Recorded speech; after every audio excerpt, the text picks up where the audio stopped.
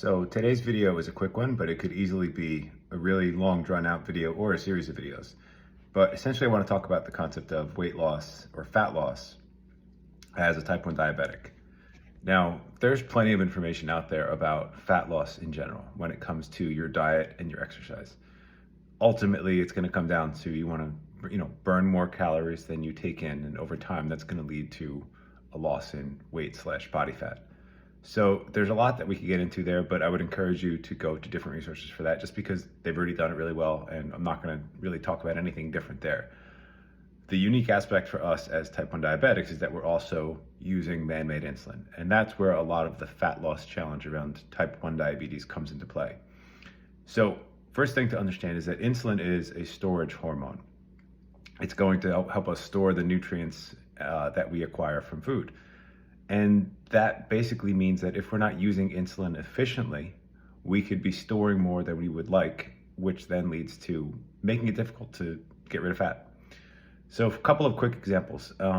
Let's say that you're allowing your blood sugar to get really high after a meal, and then you're having to use very large corrections. And now you're taking a whole lot of insulin to bring that blood sugar back down.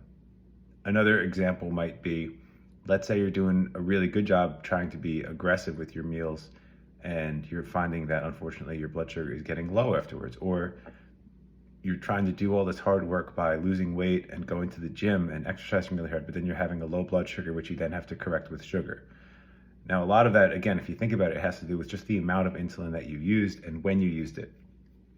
I'm really summarizing here, but more than anything, if you want one simple tip, it would be get efficient with your use of insulin.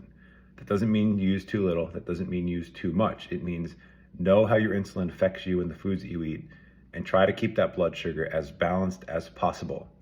Think of it this way. Anytime your blood sugar is out of the range that you would like, you're going to either have to use insulin to correct it or take sugar to correct it in the opposite direction.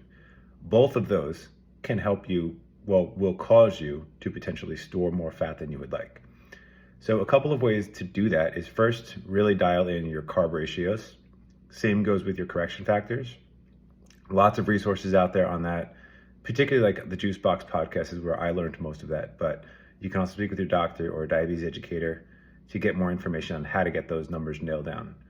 The second would be really using your pre-boluses effectively. So make sure that you are, giving yourself the insulin dosage that you need before a meal, let's say 5 to 10 minutes in advance, depending on what you're eating, of course, but give yourself the chance for that insulin to catch up to the food so that your blood sugar doesn't unnecessarily spike right off the bat. And also so that you're timing up the tail end of that insulin so that you don't have insulin circulating in your system when the food is digested several hours later.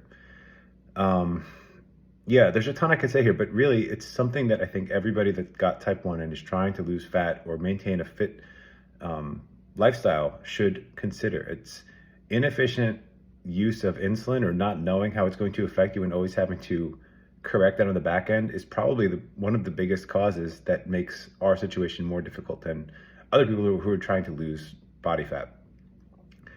I'm mentioning this primarily because it's been something that I've been really working to get better on over the last few weeks in particular. For me, I needed to do a better job of pre-bolusing. I was also being a little bit too aggressive, taking a ton of sugar to correct. And that stuff adds up really quickly in terms of the calories that you're taking in and the fact that they're being stored right away thanks to the insulin. So it's something that I think all of us can be mindful of. And when you combine this view of insulin and being efficient with it with other good principles of fat loss in general, like I said, the diet, the exercise, the calorie deficit, the healthy habits, the good sleep, all that other stuff, that stuff go elsewhere for. But for the insulin, we have specific needs. And hopefully this kind of gets your mind wrapped around the concept of how that can relate to fat loss or not.